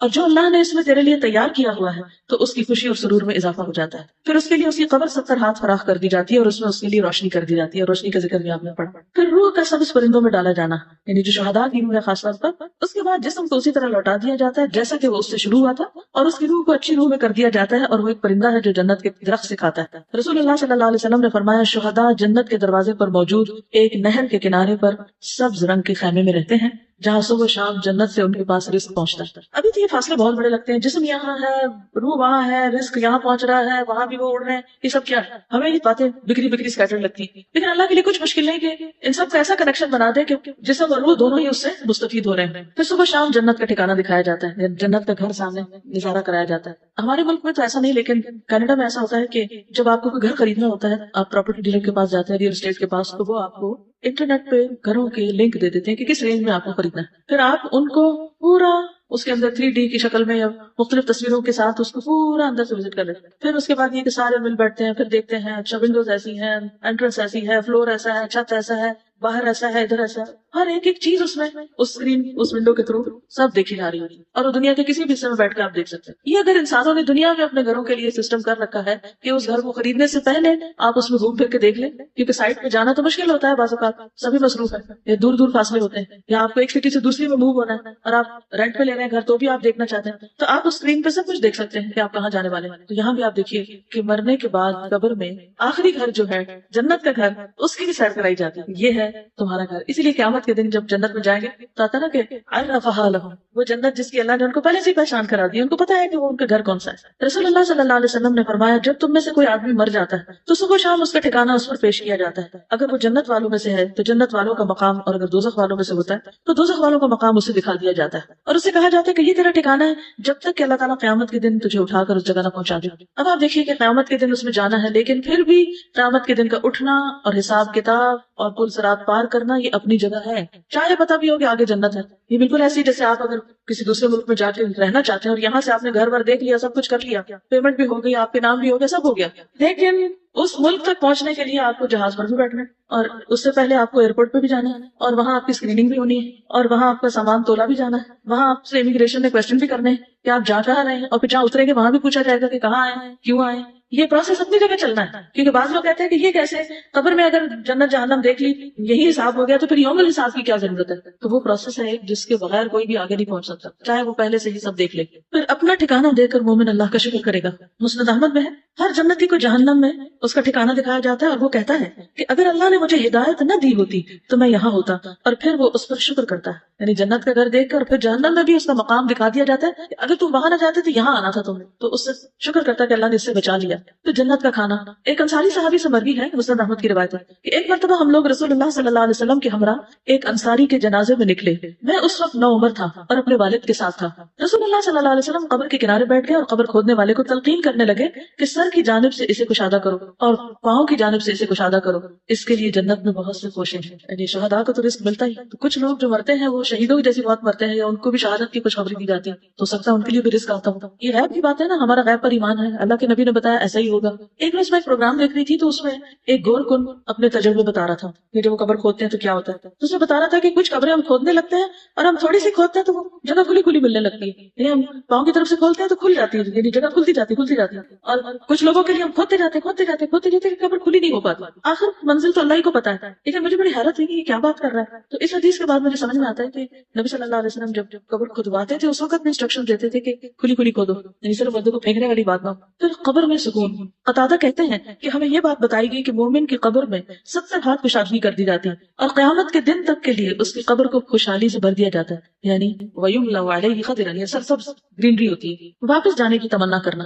نبی صلی اللہ علیہ وسلم نے فرمایا جب مومن اپنی قبر کی کشادگی کو دیکھتا ہے تو کہتا ہے فرشتوں مجھے چھوڑ دو, میں گھر والوں کو خوشخبری سنانا چاہتا ہوں. لیکن اس سے کہا جاتا ہے کہ اب آرام کرو, پیچھے کوئی تمہارا کنیکشن نہیں. اس لیے کہ کوئی خواب میں دیکھ لے کسی کو. پھر مومن کو سلا دیا جاتا ہے, آرام کروایا جاتا ہے. اس کی قبر میں 70 گز لمبائی چڑھائی میں فراخی کر دی جاتی ہے, پھر اس کے لیے اس میں روشنی کر دی جاتی ہے. پھر اس سے کہا جاتا ہے سو جاؤ, تو وہ کہتا ہے اپنے گھر والوں کی طرف لوٹ جاؤں, میں انہیں خبر دے آؤں. تو دونوں کہتے ہیں اس دلہن کی طرح سو جاؤ جسے کوئی نہیں جگاتا مگر وہ جو اس کو سب سے زیادہ پیارا ہوتا ہے, یہاں تک کہ اللہ تعالیٰ اسے اس کی اس خانقاہ سے اٹھائے گا, یعنی قیامت کے دن. یہ صحیح ترغیب و ترہیب کی روایت ہے.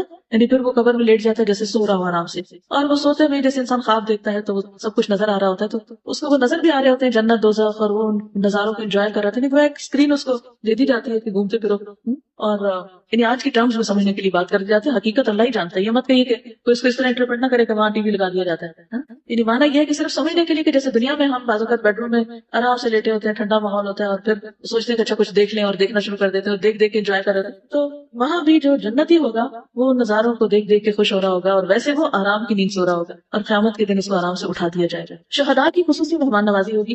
مسروق سے روایت صحیح مسلم کی ہے کہ ہم نے حضرت عبداللہ سے اس آیت کے بارے میں سوال کیا, جنہیں اللہ کے راستے میں قتل کیا جائے انہیں مردہ گمان نہ کرو بلکہ وہ زندہ ہے, اپنے رب کے پاس سے رزق دیے جاتے ہیں. اب آپ دیکھیے کہ شہداء کو بھی قبر میں دفن کیا جاتا جاتا ہے، اور ان کے بارے میں قرآن بتاتا ہے کہ ان کو رزق دیا جاتا ہے. اب باقی احادیث میں تو آپ کہہ سکتے ہیں جی حدیث ہے، لیکن یہاں تو قرآن بھی یہ کہتا ہے، تو یہ ساری احادیث قرآن کے موافق ہی جا رہی ہیں. تو کیا ہوتا ہے؟ تو وہاں اپنے رب کے پاس رزق دیے جاتے ہیں. تو انہوں نے کہا ہم نے بھی رسول اللہ صلی اللہ علیہ وسلم سے اس کے بارے میں سوال کیا تھا کہ اس آیت کا کیا مطلب ہے. تو آپ نے فرمایا ان کی روحیں سرسبز پرندوں کے جوف یعنی پیٹ میں ہوتی ہیں، ان کے لیے ایسے قندیلیں ہیں، ایسے شینڈلیئرز ہیں جو عرض کے ساتھ لٹکی ہوئی ہیں، اور وہ روحیں جنت میں گھومتی پھرتی رہتی ہیں، جہاں چاہے انہیں قندیلوں میں واپس آ جاتی ہیں. ان کا رب ان کی طرف مطلع ہو کر فرماتا ہے توجہ کر کے کیا تمہیں کسی چیز کی خواہش ہے کہ چاہیے؟ وہ عرض کرتے ہیں ہم کس چیز کی خواہش کریں، حالانکہ ہم جہاں چاہتے ہیں جنت میں پھرتے ہیں، یعنی ہم جہاں جہاں چاہتے ہیں گھومتے پھرتے ہیں. اللہ تعالیٰ اسے 3 مرتبہ اس طرح فرماتا ہے. جب وہ دیکھتے ہیں کہ انہیں کوئی چیز مانگے بغیر چھوڑا نہیں جائے گا تو وہ عرض کرتے ہیں رب ہم چاہتے ہیں کہ آپ ہماری روحیں ہمارے جسموں میں ڈال دیں یہاں تک کہ ہم تیرے راستے میں پھر قتل کیے جائیں. یعنی اس موت میں اتنی لذت ہے. جب اللہ دیکھتا ہے کہ نہیں اب کوئی ضرورت نہیں تو انہیں چھوڑ دیا جاتا ہے. لیکن جو شخص مومن نہیں ہوتا اس کی خبر اور زندگی کیسی ہے؟ مرتے وقت اس کو ساتھ ہی موت کے فرشتوں سے ہی سزا ملنے لگتی ہے. وَأَمَّا إِن كَانَ مِنَ الْمُكَذِّبِينَ الضَّالِّينَ. اب مکذبین بھی اور ضالین بھی، یہ دونوں بیک وقت بھی ہو سکتے ہیں اور خالی ضالین بھی ہو سکتے ہیں، پتہ ہی نہیں کرنا کیا ہے. فَنُزُلٌ مِّنْ حَمِيمٍ وَتَصْلِيَةُ جَحِيمٍ سورۃ الواقعہ 92 سے 94. اگر وہ جھٹلانے والے گمراہوں سے ہوگا تو کھولتا پانی اس کی مہمانی ہوگی اور وہ دوزخ میں دھکیل دیا جائے گا. سورۃ النحل 28-29 میں فرمایا الَّذِينَ تَتَوَفَّاهُمُ الْمَلَائِكَةُ ظَالِمِي أَنفُسِهِمْ فَأَلْقَوُا السَّلَمَ مَا كُنَّا نَعْمَلُ مِن سُوءٍ بَلَىٰ إِنَّ اللَّهَ عَلِيمٌ بِمَا تَعْمَلُونَ فَادْخُلُوا أَبْوَابَ جَهَنَّمَ خَالِدِينَ فِيهَا فَلَبِئْسَ مَثْوَى الْمُتَكَبِّرِينَ.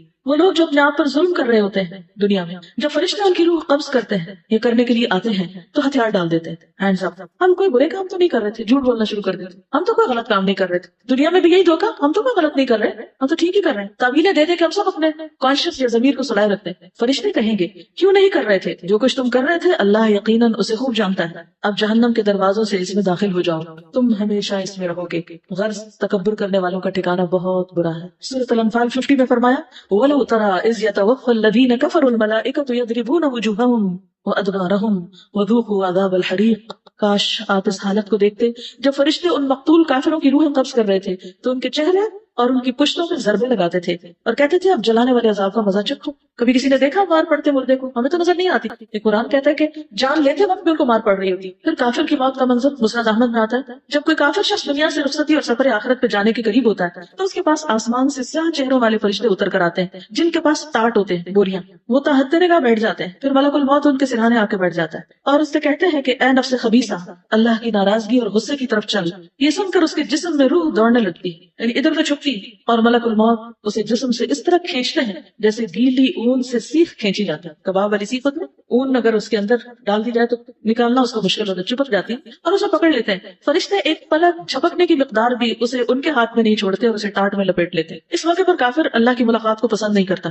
رسول اللہ صلی اللہ علیہ وسلم نے فرمایا جب کافر کی موت کا وقت قریب آتا ہے تو اللہ کے عذاب اور اس کی سزا کی بشارت دی جاتی. اس وقت کوئی چیز اس کے دل میں اس سے زیادہ ناگوار نہیں ہوتی جو اس کے آگے ہوتی. اب مجھے اللہ کے سامنے کھڑے ہونا ہے. وہ اللہ سے جا ملنے کو ناپسند کرنے لگتا ہے، بس اللہ بھی اس سے ملنے کو ناپسند کرتا ہے. اب دیکھیے دنیا میں کچھ لوگ اللہ کی بات نہیں سننا چاہتے، موت کے وقت اللہ سے ملنا نہیں چاہتے، قیامت کے دن اللہ کے سامنے کھڑا نہیں ہونا چاہتے. تو آخری انجام کیا ہوگا؟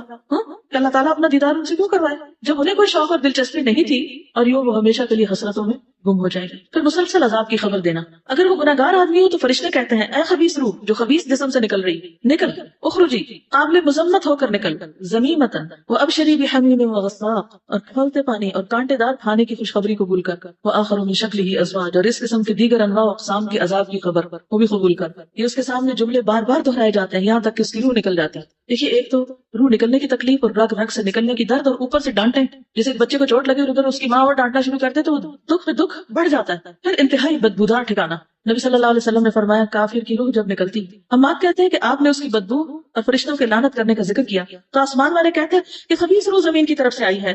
پھر اسے کہا جاتا ہے کہ تم اسے آخری وقت تک کے لیے سجین کی طرف لے چلو. ابو ہریرہ فرماتے ہیں کہ رسول اللہ صلی اللہ علیہ وسلم نے اپنی چادر اپنی ناک مبارک پر اس طرح لگا لی، یعنی کافر کی بو کو ظاہر کرنے کے لیے، کہ سب نے اس کو یعنی دیکھ کے بھی اس کی شدت کو محسوس کیا. یعنی ناقابل برداشت. کچھ اسمیل آتی ہے نا تھوڑی بہت، کچھ ہوتی ہے کہ آپ برداشت نہیں کر سکتے تو پھر اپنا ناک ڈھانپ لیتے ہیں. پھر اس نے اسے ٹانٹ میں لپیٹ لیتے ہیں، ایک اور روایت میں آتا ہے، اور اس سے ایسی بدبو آتی ہے یعنی روح سے بھی جو کسی بھی مردار کی سب سے زیادہ بو زمین پہ ہو سکتی. یعنی زمین پر کسی مردار کی بدترین بو جو ہوتی ہے وہ اس کی روح سے بھی نکل رہی ہوتی ہے. پھر آسمان کے دروازے نہیں کھولے جاتے. کافر کی روح کو آسمان کی طرف لے جایا جاتا ہے, وہاں کا دروازہ نہیں کھولا جاتا. وہاں کے فرشتے پوچھتے ہیں یہ کون ہے؟ کہا جاتا ہے فلاں شخص ہے. وہ کہتے ہیں کوئی مرحبا نہیں, کوئی مرحبا نہیں, لا مرحبا بالنفس الخبیثہ, اس ناپاک نفس کے لیے جو ناپاک بدن میں تھا, لوٹ جا برائی کے ساتھ, ارجعی ذمیمۃ, تیرے لیے آسمان کے دروازے نہیں کھلیں گے. قرآن پاک میں بھی آتا ہے نا کہ ان کے لیے آسمان کے دروازے کھولے نہیں جائیں گے. پھر آسمان سے پٹھایا جاتا ہے, فرشتے اس روح کو لے کر اوپر چڑھتے ہیں. فرشتوں کے جس گروہ کے پاس سے ان کا گزر ہوتا ہے وہی گروہ کہتا ہے یہ کیسی خبیث روح ہے. وہ اس کا دنیا میں لیا جانے والا بدترین نام بتاتے ہیں. جو چور ڈاکو مجرم ہوتے ہیں وہ انہیں چیزوں کے ساتھ پھر پہچانے بھی جاتے ہیں, یہاں تک کہ اسے لے کر آسمان دنیا میں پہنچ جاتے ہیں, دروازے کھلواتے ہیں, لیکن دروازہ نہیں کھولا جاتا. پھر رسول اللہ صلی اللہ علیہ وسلم نے یہ آیت تلاوت کی, لا تفتح لهم ابواب السماء ولا يدخلون الجنة حتى يلج الجمل في سم الخياط. ان کے لیے آسمان کے دروازے نہ کھولے جائیں گے اور نہ ہی وہ جنت میں داخل ہوں گے تا وقت کہ اونٹ سوئی کے ناکے میں داخل ہو جائے. اللہ تعالیٰ فرماتے ہیں کہ اس کا نام ہے اعمال سجین میں سے نچلی زمین میں لکھ دو, یعنی اور گہرائیوں میں پستیوں میں. ابھی نچلی زمین کیا ہے اللہ عالم. چنانچہ اس کی روح کو پھینک دیا جاتا ہے. پھر یہ آیت تلاوت فرمائی, وَمَن يُشْرِكْ بِاللَّهِ فَكَأَنَّمَا خَرَّ مِنَ السَّمَاءِ فَتَخْطَفُهُ الطَّيْرُ أَوْ تَهْوِي بِهِ الرِّيحُ فِي مَكَانٍ سَحِيقٍ. جو اللہ کے ساتھ شرک کرتا ہے وہ ایسے ہے جیسے آسمان سے گر پڑا پھر اسے پرندے اچک لیں یا ہوا اسے دور دراز کی جگہ میں لے جا پھینکے. ہم نے دیکھو گے جب ہوا چلتی ہے تو چیزوں کو اڑا کے وہ دور لے جاتی ہے کہ وہ پکڑائی بھی نہیں دیتی. پھر اس کی روح جسم میں لوٹا دی جاتی ہے. پھر وہ تمنا کرتا ہے کہ قبر کی طرف اس کو نہ لے جایا جائے. وہ مرنے والا اگر نیک نہیں ہوتا تو کہتا ہے ہائے بربادی, مجھے کہاں لے کے جا رہے ہیں. یہ صحیح بخاری کی روایت ہے, مجھے کہاں لے کے جا رہے ہو. اس کی آواز انسان کے علاوہ اللہ کی ہر مخلوق سنتی ہے. اگر انسان سن پائے تو بے ہوش ہو جائے, برداشت نہ کر سکے. پھر قبر میں سوال و جواب کے وقت خوف کی حالت میں اٹھنا. جب فرشتے آتے ہیں تو اسے کہتے ہیں بیٹھ جاؤ. وہ مرعوب اور خوف زدہ حالت میں بیٹھ جاتا ہے. کہا جاتا ہے تو اس شخص کے متعلق کیا کہتا ہے جو تم میں موجود تھا, تو اس میں کیا گواہی دیتا ہے. کہتا ہے وہ کون سا آدمی, وہ اس کے نام سے بھی واقف نہیں. اس سے کہا جاتا ہے کہ محمد صلی اللہ علیہ وسلم. وہ کہتا ہے میں نہیں جانتا. لوگوں کو بات کرتے سنتا تھا, جیسے لوگ کہتے تھے میں بھی کہہ دیتا تھا, یعنی سنی سنائی خبریں بس تھی میرا علم. چنانچہ اس کو کہا جاتا ہے تو نے اسی پہ زندگی گزاری, اسی پہ فوت ہوا, اور اللہ نے چاہا تو اسی پہ اٹھایا جائے گا. رہا کافر یا منافق, دوسری روایت میں آتا ہے, بخاری کی روایت ہے, اس کا جواب یہ ہوتا ہے مجھے نہیں معلوم, لا ادری لا ادری. میں نے لوگوں کو ایک بات کہتے سنا تھا, وہی میں بھی کہتا رہا. پھر اس سے کہا جاتا ہے کہ نہ تو نے کچھ سمجھا اور نہ پیروی کی. اس کے بعد اسے لوہے کے ہتھوڑے سے بڑے زور سے مارا جاتا ہے. وہ اتنا بھیانک طریقے سے چیختا ہے, ایسی چیخیں ہوتی. کبھی آپ نے تکلیف میں کسی شخص کی چیخیں سنی ہے جو پین کی وجہ سے چیخ رہا کسی ہاسپٹل میں یا کسی جگہ پر, تو وہ بھی سب سے بدترین قسم کی چیخیں چیخ رہا ہوتا ہے کہ انسان اور جن کے سوائے ارد گرد کی ساری مخلوق سنتی ہے. پھر آسمان سے ایک منادی آواز لگاتا ہے, اس نے جھوٹ بولا, اس کے لیے آگ کا بستر لگا دو, آگ کا لباس پہنا دو. پھر جہنم کا دروازہ کھولا جاتا ہے, قبر تنگ کر دی جاتی ہے. سنن نبی داؤد میں آتا ہے کہ پھر کہا جاتا ہے کہ جہنم کا دروازہ اس کی قبر میں کھول دو. جہنم کی گرمی اور لو اس کے پاس آتی ہے. آج کل آپ دیکھیں گے اگر آپ ٹھنڈے کمرے سے باہر نکلیں تو لٹرلی ایسے منہ پہ تپیڑے پڑ رہے ہوتے ہیں نا گرمی کے. گھر سے نکلے باہر تو وہاں وہ گرمی کیا گرمی ہو, کبھی ابلتی ہڈیاں کا سیک آپ کو یاد ہو تو. اور اس کی قبر اس قدر تنگ کر دی جاتی ہے کہ اس کی پسلیاں ایک دوسرے میں پیوست ہو جاتی ہیں. پھر اس کے اعمال انتہائی قبیح شکل میں اس کے سامنے آتے ہیں. ایک آدمی گندے کپڑے پہن کے پاس آتا ہے جس سے بو آ رہی ہوتی اور اسے کہتا ہے تجھے خوشخبری مبارک, یہ وہی دن ہے جس کا تجھ سے وعدہ کیا گیا تھا. وہ پوچھتا تو کون ہے, تیرے چہرے سے ہی شر کی خبر معلوم ہوتی. وہ جواب دیتا ہے میں تیرا گندا عمل ہوں. وہ کہتا ہے اے میرے رب قیامت نہ قائم کرنا. کوئی بھی گندے عمل, چاہے چوری ہو, چاہے زنا ہو, چاہے حرام حرکتیں ہوں, کوئی بھی غلط کام, تو جس قسم کے بھی وہ غلط کام ہوں گے وہ سارے اس کی شکل میں پیوست کر دیے جائیں گے اور وہ عمل اس کے ساتھ رہے گا. پھر اس پر ایک اندھا بہرا فرشتہ مقرر کر دیا جاتا ہے. اس کے پاس ایک لوہے کا گرز ہوتا ہے جو اگر پہاڑ پہ دے مارے تو پہاڑ ریزہ ریزہ ہو جائے. وہ اس کو مارتا ہے. اس کی مار کی آواز سے مشرق و مغرب کے درمیان کی ہر چیز سن رہی ہوتی سوائے جن و انس کے, اور وہ مردہ بھی مٹی ہو جاتا ہے. پھر دوبارہ روح ڈالی جاتی ہے, پھر مارا جاتا ہے, پھر مٹی ہوتا ہے, پھر اسی طرح پھر اسی طرح. پھر معیشت بم کا نبی صلی اللہ علیہ وسلم نے فرمایا کیا تم جانتے ہو کہ یہ آیت فَإِنَّ لَهُ مَعِيشَةً ضَنْكَ وَنَحْشُرُهُ يَوْمَ الْقِيَامَةِ أَعْمَى کس بارے میں نازل ہوئی؟ کیا تمہیں معلوم ہے کہ تنگ حالی کیا ہے, تنگ زندگی کیا ہے؟ انہوں نے عرض کیا اللہ اور اس کے رسول ہی خوب جانتے ہیں. آپ نے فرمایا کافر کا اس کی قبر میں عذاب سے دوچار ہونا, اور اس ذات کی قسم جس کے ہاتھ میں میری جان ہے اس پر 99 سانپ مسلط کر دیے جاتے ہیں. کیا تم جانتے ہو وہ سانپ کیسا ہوتا ہے؟ وہ 70 سانپ اژدہے ہوتے ہیں, ہر اژدہا کے 7 سر ہوتے ہیں اور وہ اسے قیامت تک ڈستے اور نوچتے رہتے ہیں. پھر قبر میں کسی عمل کا موجود نہ ہونا, اور کافر کے پاس جب اس کے سرہانے سے آیا جاتا ہے تو وہاں کوئی عمل موجود نہیں ہوتا, کوئی حفاظت کرنے والا گارڈ نہیں ہوتا. پھر اس کی دائیں جانب سے آیا جاتا ہے, وہاں کوئی چیز موجود نہیں ہوتی. پھر بائیں جانب سے آیا جاتا ہے تو کوئی چیز موجود نہیں ہوتی. پھر اس کے دونوں پاؤں کی طرف سے آیا جاتا ہے تو وہاں کچھ نہیں ہوتا. پھر حسرت کے لیے جنت کا ٹھکانہ دکھایا جاتا ہے. رسول اللہ صلی اللہ علیہ وسلم نے فرمایا, مسند احمد کی روایت ہے, ہر جہنمی کو جنت میں اس کا متوقع ٹھکانہ دکھایا جاتا ہے اور وہ تمنا کرتا ہے کاش مجھے بھی اللہ نے ہدایت پہ سرفراز کیا ہوتا تو میں بھی یہاں ہوتا, اور وہ اس کے لیے باعث حسرت بن جاتا ہے. اور زیادہ دکھ ہوتا ہے کہ یہ مل سکتا تھا اور چانس مس ہو گیا. بعض اوقات ایسا ہوتا ہے نا کہ کوئی سودا مس کر جائے, ہم کو بزنس ڈیل اچھی سی ہونے والی ہو, تو پھر بعض لوگوں کو تو ہارٹ اٹیک ہو جاتا ہے کہ اتنا بڑا لاس ہو گیا, چانس مس ہو گیا, کوئی گاڑی چھوٹ جائے, جہاز چھوٹ جائے, کیا کیفیت ہوتی.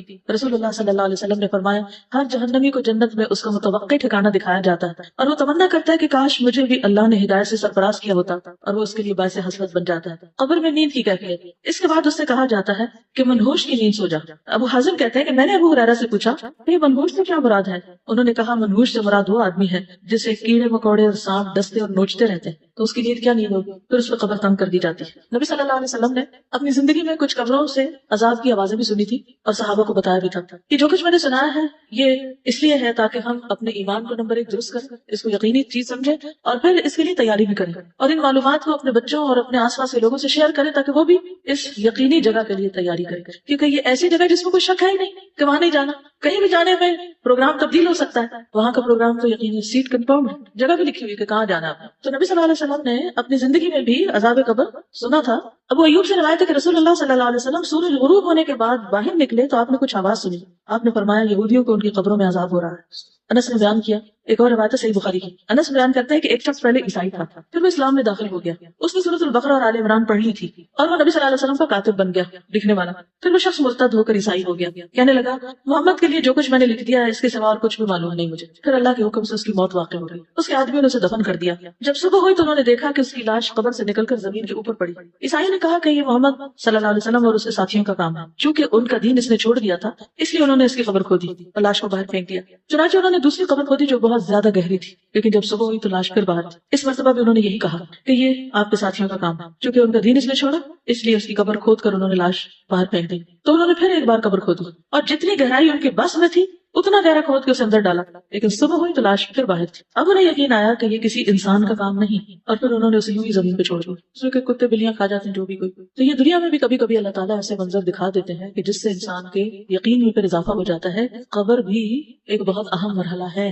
پھر ایک اور موقع پر نبی صلی اللہ علیہ وسلم کا گزر 2 قبروں پر ہوا. آپ نے فرمایا ان دونوں قبروں پر عذاب ہو رہا ہے, اور یہ کسی بڑی بات میں نہیں. ان میں سے ایک تو چغل خوری کرتا تھا اور دوسرا پیشاب سے بچنے کے لیے احتیاط نہیں کرتا تھا. چغل خوری کیا ہوتی ہے کہ ایک جگہ کی خبریں دوسری جگہ پہنچانا اور لوگوں کو لڑانا, مخبریاں کر کے ادھر کی باتیں سن ادھر کی سن اور پھر آگے دوسروں تک اس کو پہنچا کے کام خراب کرنا. اور دوسرا نجاست کا فکر نہیں کرتا, یعنی پیشاب کی چھینٹیں غذائے جسم پہ پڑے, کپڑوں پہ نہ وضو نہ نماز, کیا حاصل. یہ بھی صحیح بخاری کی روایت ہے, یاد رکھیے. اب کئی لوگ کہتے ہیں نا قبر میں کہاں سے عذاب ہوتا ہے, تو اللہ کے رسول صلی اللہ علیہ وسلم خود بتا رہے ہیں اور صحیح ترین روایت ہے, شک کی تو گنجائش ہی کوئی نہیں. ایک اور روایت میں آتا ہے, عبداللہ بن مسعود سے روایت ہے کہ رسول اللہ صلی اللہ علیہ وسلم نے فرمایا اللہ کے ایک بندے کے بارے میں حکم دیا گیا, اور یہ سلسلہ صحیحہ کی روایت ہے, اسے قبر میں 100 کوڑے لگائے جائیں. وہ تخفیف کا سوال کرتا اور دعا کرتا یہاں تک کہ ایک کوڑا باقی رہ گیا. جب یہ کوڑا اسے لگایا گیا تو اس کی قبر آگ سے بھر گئی. جب اس سزا کا اثر ظاہر ہوا اور اسے افاقہ ہوا تو اس نے فرشتوں سے پوچھا کہ کس بنا میں مجھے کوڑے مار رہے ہیں. انہوں نے کہا تم نے ایک نماز بغیر وضو کے پڑھی تھی اور تم ایک مظلوم کے پاس سے گزرے تھے اور اس کی مدد نہیں کی تھی. یعنی بعض اوقات ایسا ہوتا ہے نا کہ کوئی شخص کسی مصیبت میں ہوتا ہے, کوئی مشکل میں ہوتا ہے, تو ہم کہتے ہیں کہ کوئی اور دیکھ لے,